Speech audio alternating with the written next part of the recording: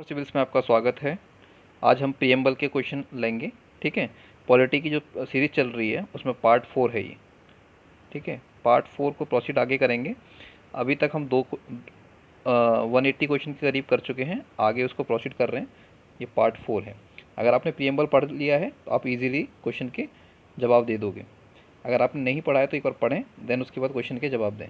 और हर क्वेश्चन का जवाब आप कमेंट सेक्शन में ज़रूर लिखें। ठीक है, प्रीएम्बल तो आपने पढ़ा ही होगा, तो एक बार मैं आपको उसका ओरिजिनल कॉपी दिखा देता हूँ।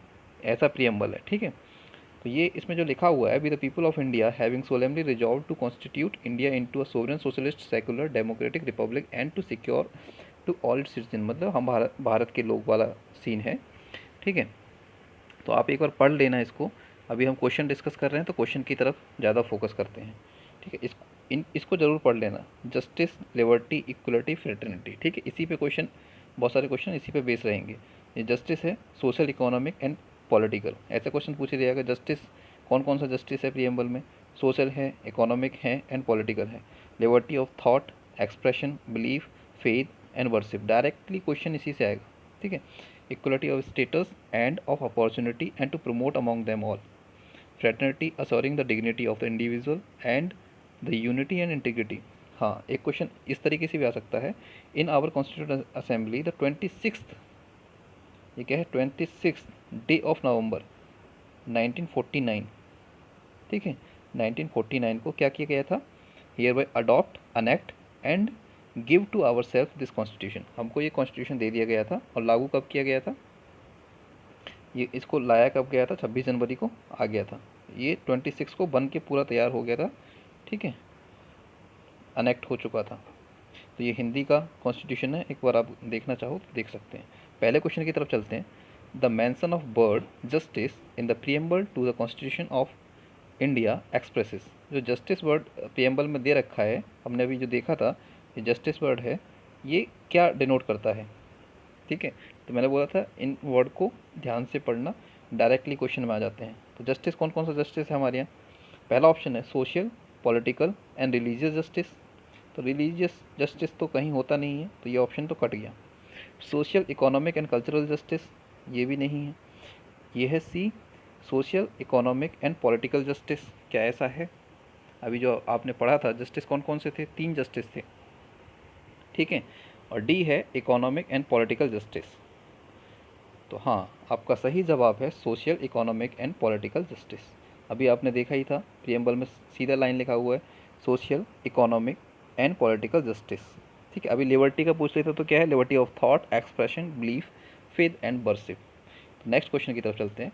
Which term is not used, ये पूछ रहे हैं not used in the preamble of constitution of India, मतलब इंडिया के संविधान में इनमें से कौन सा वर्ड यूज नहीं हुआ था? Republic, integrity, federal, socialist. तो आपने रिपब्लिक देखा होगा, तो रिपब्लिक तो सबसे स्टार्टिंग में ही दे रखा है। इंटीग्रिटी, इंटीग्रिटी को 1976 में 42nd अमेंडमेंट से लाया गया था। सोशलिस्ट वर्ड भी है, तो ये फेडरल नहीं है। Option number C is federal is not use in the preamble of India.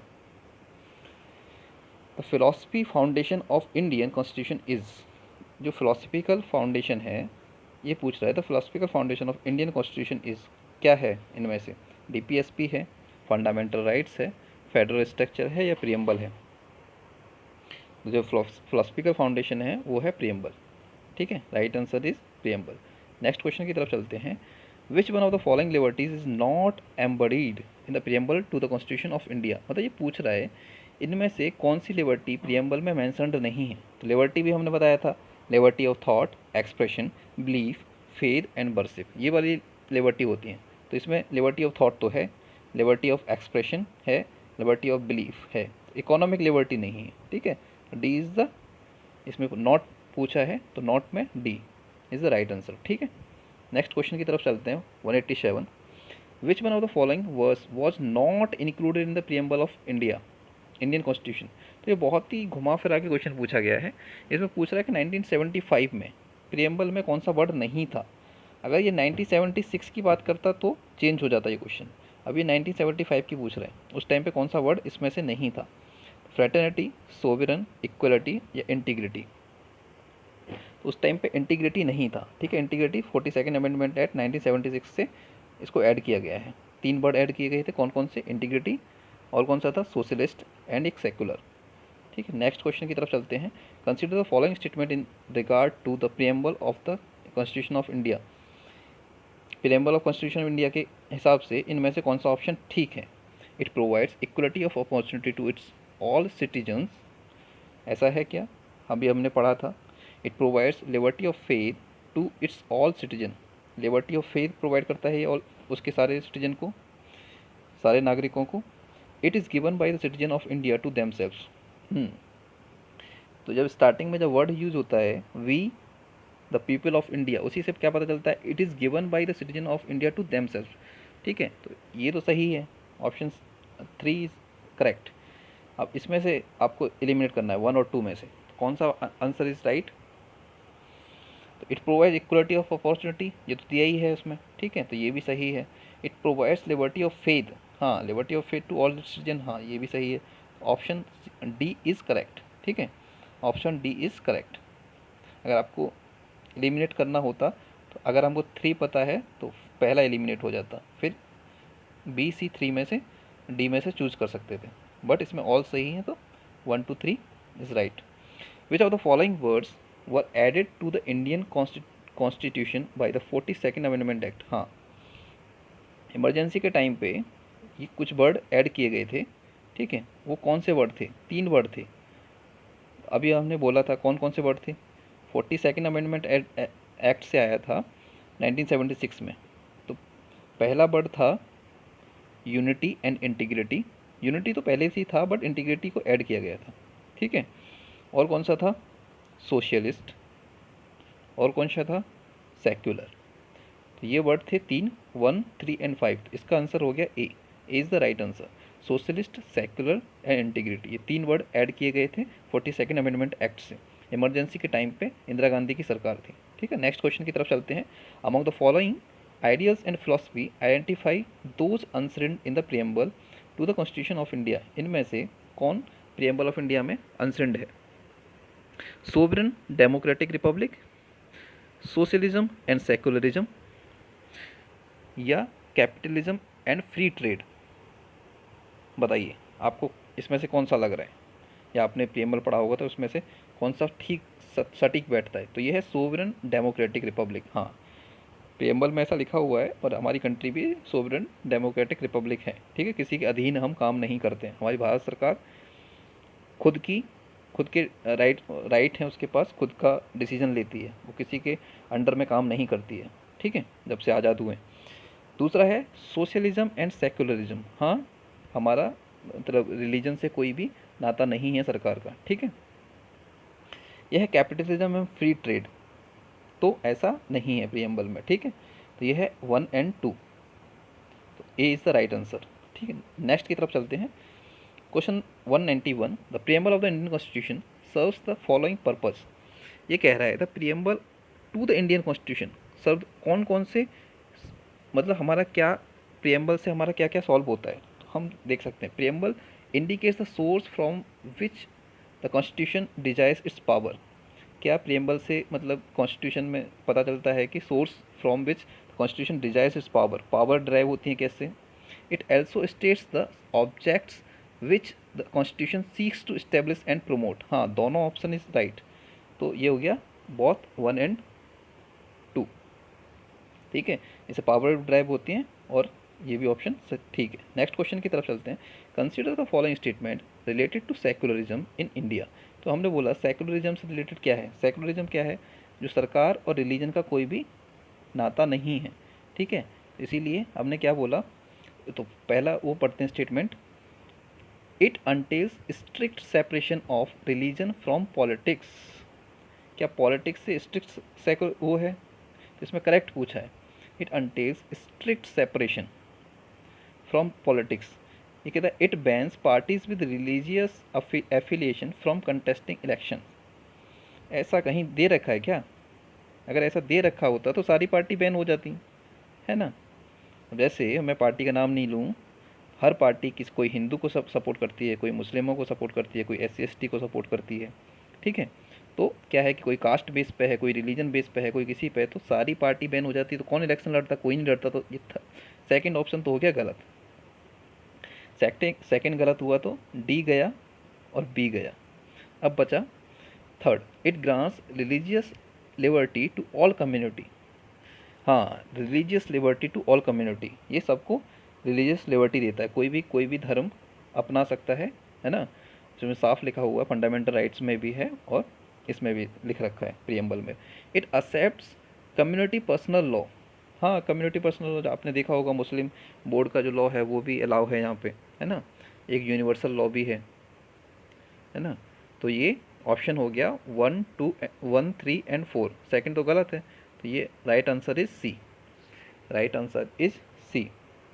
तो इसमें कुछ दे रखा है, तो फीचर्स ऑफ इंडियन सेकुलरिज्म का क्या क्या क्या क्या फीचर होते हैं बताओ। State should not have any religion of its own, मतलब स्टेट का कोई रिलीजन नहीं होता है हमारे यहाँ, जैसा हमारा रूल है।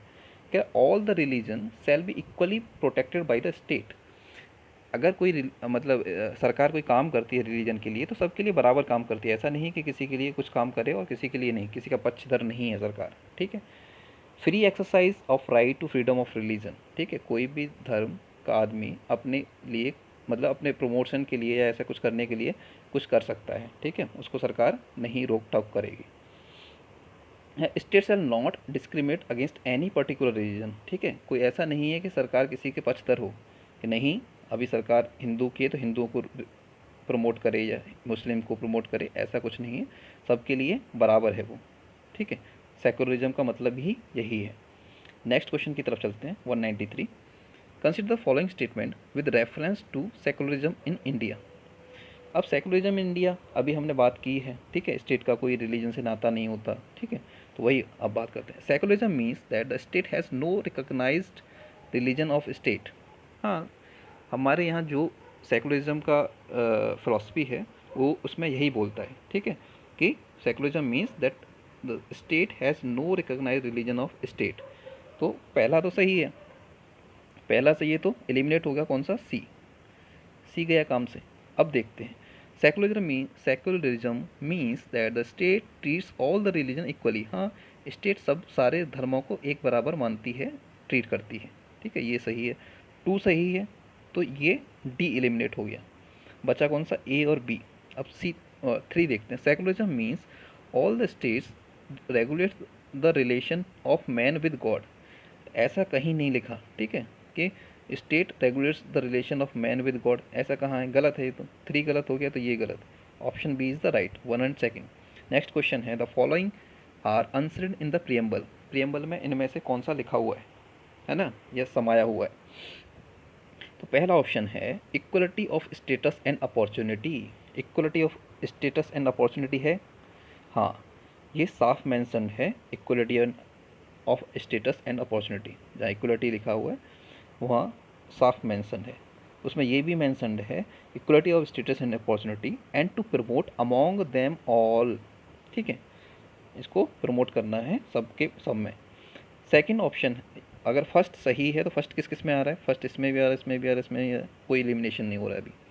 Liberty of thought expression belief faith and worship. और लिबर्टी जो दे रखी है वो इस तरह की है, क्या? Thought expression belief and faith, हाँ ये भी सही है, तो टू सही है। टू किस में आ रहा है? टू टू टू टू सब में आ रहा है, तो कोई एलिमिनेट नहीं हो रहा है। अब करते हैं justice, social justice, economic justice and political justice. Social justice, economic justice and political justice, ठीक है। तो ये भी दे रखा है, social economic and political, fraternity assuring the dignity of the individual, ये भी है, ठीक है। अभी है unity and integrity of the nation. अब ये जो क्वेश्चन पूछ रहा है वो ये नहीं पूछ रहा कि इनमें से कौन सा है तो ये सारे, बट इसमें से क्या पूछ रहा है? विच one of the following correct order in which they appear in the preamble. अगर आपको प्रियम्बल पढ़ा होगा तो पहला वर्ड कौन सा आता है? जस्टिस, दूसरा लिबर्टी, तीसरा इक्वलिटी, चौथा फ्रेटर्निटी, ठीक है, इस तरीके से वर्ड आते हैं। जहाँ पहले जस्टिस कहाँ है? थ्री आएगा पहले, ठीक है, लिबर्टी टू आएगा, इक्वलिटी, इक्वलिटी कहाँ दे रखी है? फ्रेटर्निटी देखते हैं, फोर, तो यहाँ आएगा फोर। तो फिर इसमें और क्या रह गया है? इक्वलिटी कहाँ है? तो इसका आंसर कौन सा होगा आपके हिसाब से, बताओ। 3 2 किस में आ रहा है, 3 2 आ रहा है इसमें बी में, 3 2 1 4 5, ठीक है, 3 2 1 4 5। इक्वलिटी पहले नंबर पे था तो इक्वलिटी यहाँ आ गया 4 और 5। यूनिटी एंड इंटीग्रिटी बाद में है। यूनिटी एंड इंटीग्रिटी कहाँ है, किस में है, इसी में है, फ्रेटर्निटी में वाले स्टेटमेंट में दे रखी है, ठीक है। 3 2 1 4 5 is the right answer. Next की तरफ चलते हैं। मैच द फॉलोइंग की बात कर रहा है ये, तो हमको मैच कराना है, ठीक है। तो अब कह रहा है ये रिपब्लिक, पहले है प्रियम्बल में मेंशन्ड है, इसका इम्प्लीकेशंस, ठीक है। रिपब्लिक, दूसरा है सेकुलर, तीसरा है डेमोक्रेटिक, जो नीचे लिखा हुआ है ना वो इसका पार्ट है, ठीक है। पहला Republic, secular, democratic and sovereign. अब इसको, इसकी जो डेफिनेशन टाइप की है वो यहाँ मैच करानी है। रिपब्लिक का मीनिंग क्या होता है, बताओ, रिपब्लिक का मीनिंग क्या होता है। क्या head of the state is not a hereditary monarch, हाँ इज द राइट। कह रहा है ये रिपब्लिक का मीनिंग होता है head of the state is not a hereditary monarch, कोई एक मोनार्क या राजा नहीं होगा, हेरिडिटरी नहीं चला आएगा, ठीक है। रिपब्लिक में क्या है, चुना हुआ आएगा, इलेक्टेड, ठीक है। तो ये इसका ए है। तो ए किस में, A1 का ए किस में है, ए और बी में है। चलो नेक्स्ट पे चलते हैं। सेकुलर, सेकुलर का भी हमने मीनिंग पढ़ा था। इसमें यह है state does not recognise any religion as a state religion, कोई भी भारत सरकार ऐसा नहीं बताती है कि हमारा ये रिलीजन है, ठीक है, क्योंकि वो सेकुलर सेकुलर सरकार है, सबके लिए बराबर सरकार है, ठीक है, सबके बहुमत से बनी हुई है, किसी एक रिलीजन, एक कास्ट या किसी से नहीं बनी हुई।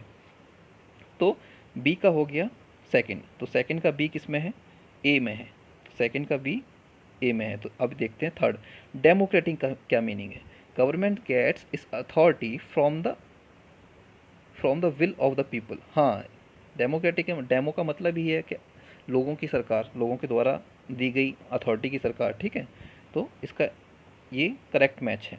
अब sovereign, state is free conduct its own internal external, किसी के मैंने बोला था सोवरन का मतलब है संप्रभुत्व कहते हैं ना, तो मतलब किसी के दबाव में काम नहीं कर रहे हैं, देयर उनके पास खुद के राइट्स हैं, वो खुद के डिसीजन ले सकते हैं, किसी के दूसरी सरकार के या दूसरे देश के दबाव में काम नहीं करते हैं। तो इसका राइट आंसर है 1 2 3 4, मतलब एक दूसरे के सामने जो हैं वो सब करेक्ट मैच है। नेक्स्ट क्वेश्चन है which one among the following statement is not correct, इसमें से कौन सा करेक्ट नहीं है। तो क्या है, द वर्ड सोशलिस्ट, ठीक है, सोशलिस्ट तो वर्ड ऐड किया गया था किससे, 42nd amendment act 1976, Indira Gandhi की सरकार थी, इमरजेंसी लगी हुई थी। इन the preamble of the constitution of India read with, ये वर्ड जो है socialist in the preamble of the constitution of India read with किसके साथ पढ़ा जाता है, ठीक है। तो आप बताइए। ऑप्शन ए है article 39 clause D, article 39 clause D would enable the court to uphold the constitutionality of nationalisation law, बताओ क्या ऐसा है सोशलिस्ट का मतलब। Article 14 equality before the law कहता है would enable the court to strike down a statute which fail to achieve the socialist goal to the fluent extent. अगर इसमें बोल रहा है कि अगर ऐसा हुआ कि सोशलिस्ट गोल अगर अचीव नहीं कर पाए तो उसको स्ट्राइक डाउन कर दिया जाएगा, उस लेजिस्लेचर को या लॉ को, ऐसा है। ऐसा शायद मेरे हिसाब से नहीं है, आपके हिसाब से भी नहीं होना चाहिए। Article 25 would enable the court to ensure freedom guaranteed under that article, क्या सोशलिस्ट का मीनिंग ऐसा है, मुझे नहीं लगता और आपको भी नहीं लगना चाहिए। Article 23 would enable the court to reduce inequality in income and status, yes, कहीं तक ये सही बैठ रहा है, सोशलिस्ट का मीनिंग यही है। Would enable the court to reduce inequality in income and status, मतलब सोशलिस्ट का मतलब है कि आप सभी के लिए, मतलब अपने देश में गरीबी कम करो, लोगों को शिक्षा दो, मतलब आगे बढ़ाने की कोशिश करो। तो सोशलिस्ट का मीनिंग ही वही है, ठीक है। यही कह रहा है would enable the court to reduce inequality in income and status, लोगों की जो गैप बढ़ता जा रहा है वो कम हो, ठीक है, लोगों की इनकम बढ़े। नेक्स्ट क्वेश्चन है the preamble is useful in constitutional interpretation because it, ये कह रहा है the preamble is useful in constitutional interpretation. जो कॉन्स्टिट्यूशन का इंटरप्रिटेशन होता है, मतलब कॉन्स्टिट्यूशन को जब हम पढ़ते हैं तो उसका मीनिंग जो निकाला जाता है उसमें इम्पोर्टेंट है प्रियम्बल। ठीक है, जब भी सुप्रीम कोर्ट कोई भी जजमेंट देता है तो उसके टर्म को यूज़ करके, मतलब उससे रेफरेंस लेते हैं। ठीक है, ऐसे यूज़ नहीं होता बट रेफरेंस के तौर पे यूज़ होता है। तो कहाँ कहाँ यूज़ होता है? Because it uses value loaded words. क्या ये इसमें वैल्यू लोडेड वर्ड यूज़ किए गए हैं इसलिए इम्पोर्टेंट है। contains the real objective and philosophy of constitution makers। ये कह रहा है contains the real objective and philosophy of the constitution makers। कहीं तक ये सही लग रहा है। ठीक है, contains आगे पढ़ लेते हैं। it is a source of power and limitation। ये source of power तो है ही नहीं, ठीक है, and limitation भी नहीं है। ये तो ऐसा कुछ नहीं है, इससे कोई पावर ड्राइव नहीं होती है कि हम कोई जजमेंट दे दें या ऐसा कुछ। ठीक है, नेक्स्ट है gives an exhaustive list of basic feature of the constitution. Basic feature of the constitution तो यहाँ कहीं नहीं मैंसनड है। सुप्रीम कोर्ट ने केशवानंद भारती केस में 1973 में बेसिक फीचर वाला कॉन्सेप्ट लाए थे। ठीक है, उसने कुछ टर्म बताए हैं और सुप्रीम कोर्ट ही इनको ड्राइव करता है, तो ऐसा नहीं है। ठीक है, तो इसका राइट आंसर है contain the real objective and philosophy of the constitution makers. ठीक है, ऐसा जो बनाने वाले थे संविधान निर्माता, उनकी फिलॉसफी और ऑब्जेक्टिव इसमें थे। ठीक है, among the following ideas and philosophy identify those enshrined in the preamble to the constitution of India. ये कह रहा है इनमें से आइडियाज़ एंड फिलॉसफी, मतलब उसकी जो नीयत थी, आइडेंटिफाई दोज अनसर्ड, मतलब इसमें मैंसनड है प्रीएम्बल में, to the constitution of India, constitution of India के प्रीएम्बल में मैंसनड है। Sovereign democratic republic, socialism and secularism, वैसे इस तरीके का एक क्वेश्चन हम कर चुके हैं ऑलरेडी। तो कैपिटलिज्म एंड फ्री ट्रेड, तो ये कैपिटलिज्म एंड फ्री ट्रेड तो कहीं था नहीं, तो 3 हटा दो, 3 ठीक है, तो आंसर क्या आया? आंसर क्या आया? ए is the right, the sovereign democratic and Republic. तो पहली लाइन में ही कह रखा है। सोशलिज्म एंड सेकुलरिज्म ये हमारा मतलब बेसिक वो है कि हमारी कंट्री इसी पे काम करती है। Next, which one of the following objective is not embedded in preamble of the constitution. इनमें से कौन सा प्रीएम्बल में नहीं मेंशन्ड है? Liberty of thought, liberty of expression, ये भी है, लिबर्टी ऑफ बिलीफ। ये इकोनॉमिक लिबर्टी नहीं है, पहले भी एक बार क्वेश्चन आ चुका है, तो ये यूपी पीसीएस में भी आ चुका है। ठीक है, एनडीए में भी आ चुका है, सीडीएस में भी आ चुका है ये question. The mind of the makers of the constitution of India is reflected in which of the following. ये कह रहा है जो संविधान निर्माता थे, maker of the constitution of India, reflected इनमें से कौन सी उनकी छवि दिखती है? ठीक है, mind of the maker of the constitution of India is reflected in which of the following. तो उस इनमें से उनकी जो मतलब जो कहते हैं ना कि उनकी इच्छा या जैसे उनकी जो वो थी प्रवृत्ति थी, उसमें किस में से दिखती है? प्रियम्बल में, fundamental rights, directive principle state policy, या फंडामेंटल ड्यूटीज़? आपके हिसाब से कौन सा है? शायद आपके हिसाब से ए इज़ द राइट आंसर होना चाहिए, क्योंकि इसी में मतलब ये उनकी जो उनकी नियति है वो साफ दिखती है। ठीक है, sir Alladi Krishnaswami Ayyar, a member of the constituent assembly, had said, क्या बोला उन्होंने? The preamble to our constitution expresses what we had thought और ड्रीम्ड सो लॉन्ग। सो इसीलिए preamble is the right answer. ठीक है, हाँ यहीं तक क्वेश्चन थे, पर मैं कुछ एक्स्ट्रा इन्फॉर्मेशन देना चाहूँगा आपको। ठीक है, वो एक्स्ट्रा इन्फॉर्मेशन ये है कि प्रियम्बल को जब प्रियम्बल की बात आई तो ये किसने मतलब कॉन्स्टिट्यूशन में ऐड करवाया? तो ये किसने करवाया? डॉक्टर जवाहरलाल नेहरू जी ने। ठीक है, इन्होंने एक ऑब्जेक्टिव रिजोल्यूशन पास किया था, पंडित जवाहरलाल नेहरू ने एक ऑब्जेक्टिव रिजोल्यूशन पास किया था, उसके बेस पे प्रियम्बल को लाया गया। ठीक है, और एक फैक्ट और मैं देना चाहूँगा, प्रियम्बल पे बहस होती है कि preamble is a part of constitution और नॉट। ठीक है, क्योंकि जब कोई भी किताब होती है उसका जो इंडेक्स होता है तो पेज उसमें कनेक्ट रहता है, आपको पता होगा, ठीक है। जब वो पेज कनेक्ट रहेगा तो वो तो उस बुक का पार्ट है ना। पर हमारे यहाँ ऐसा बोला गया था कि preamble is not a part of the constitution. किस केस में? बैरूवारी केस में बोला गया था, ठीक है। बैरूवारी केस 1960 में ऐसा बोला गया था, preamble is not a part of the constitution. But हुआ क्या, कुछ टाइम बाद केशवानंद भारती केस आया, ठीक है। केशवानंद भारती केस 1973, तो उन्होंने जो पहले जजमेंट आ चुका था बैरूवारी यूनियन केस में, तो उन्होंने उस जजमेंट को पलट दिया, ठीक है। उन्होंने रिजेक्ट कर दिया जो उन्होंने बताया था कि preamble is not part of the constitution. But इन्होंने क्या बोला केशवानंद भारती केस ने कि preamble is a part of the constitution, ठीक है। उसके बाद एक और केस आया। कौन सा केस आया? LIC of India. LIC of India किस में आया? 1995। LIC ऑफ इंडिया 1995 में आया। तो इन्होंने जो केशवानंद भारती केस कहा था उसको और स्ट्रॉन्ग कर दिया। उन्होंने कहा integral part of the constitution. Preamble क्या है? इंटीग्रल। अब कभी भी क्वेश्चन आएगा कि constitution is a part of वो preamble is a part of the constitution, yes, इसका राइट आंसर है हाँ, कॉन्स्टिट्यूशन वो preamble is a part of the constitution, ठीक है। तो ये कुछ इन्फॉर्मेशन थी, ठीक है। पर एक और इन्फॉर्मेशन मैं देना चाहूँगा, ठीक है। एक पेज लेते हैं एक्स्ट्रा।